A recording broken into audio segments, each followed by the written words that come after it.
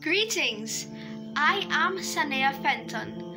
I have been given the opportunity to create an original story and the esteemed pleasure of telling it to you. Come, let we go to story time. Come, let we go to story time. I'm a virtual ambassador enrolled at Childline. Come, let me go to story time.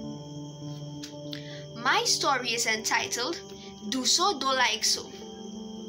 The man began to panic, and rivers of perspiration streamed down his face as he heard the sound of three little voices saying, Do so, do like so.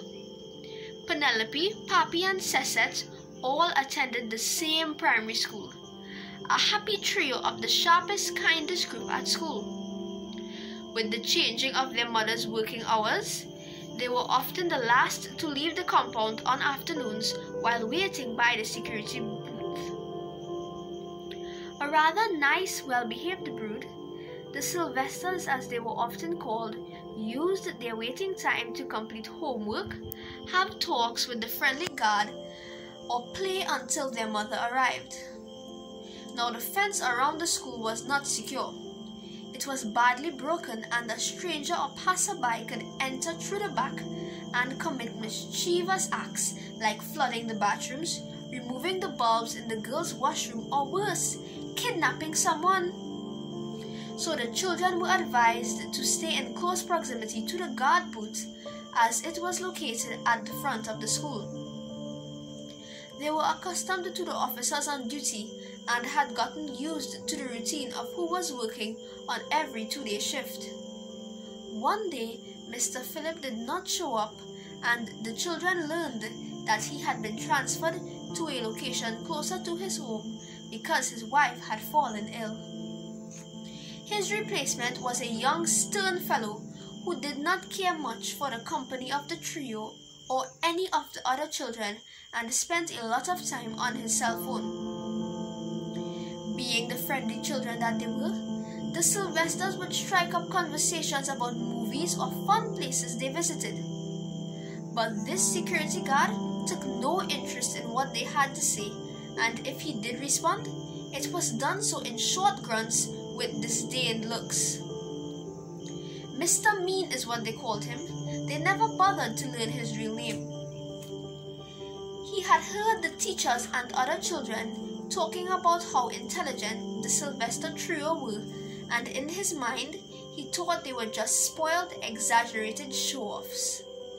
To make matters worse, when on duty, he would close the booth entirely, locking the children out and throwing their books onto the driveway.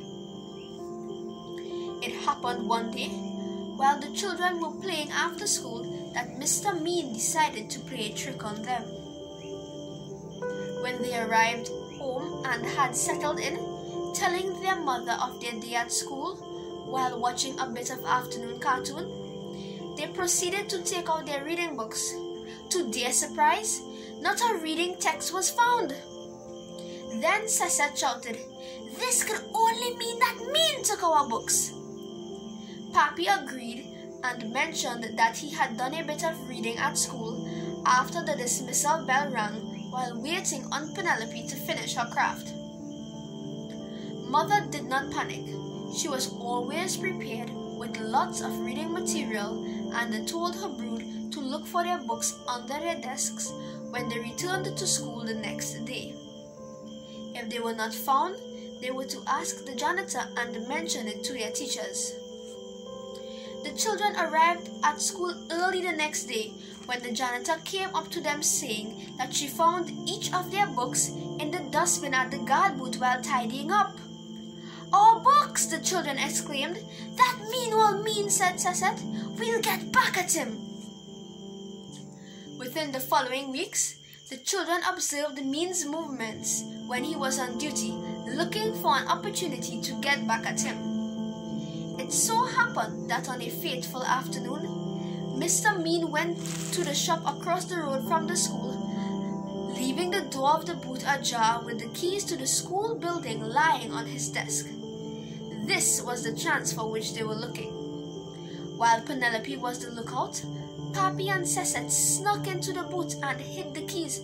"Hurry up," said Penelope. "He's cashing his drink." Not long after he came back, the principal returned to collect a package left at her office. Upon her request for the building keys, Mean could not find them anywhere. The Sylvesters, who were all skilled on-stage performers, stood by the gate with concerned looks while waiting on the arrival of their mother, who had called to say she was leaving work early. The man began to panic, and rivers of perspiration streamed down his face as he heard the sound of 3 little voices saying, "Do so, do like so." They had hidden the keys behind the door. Now this is a true story of why we must be considerate of our actions towards others, because very often, do so, do like so. Thank you for your rapt attention.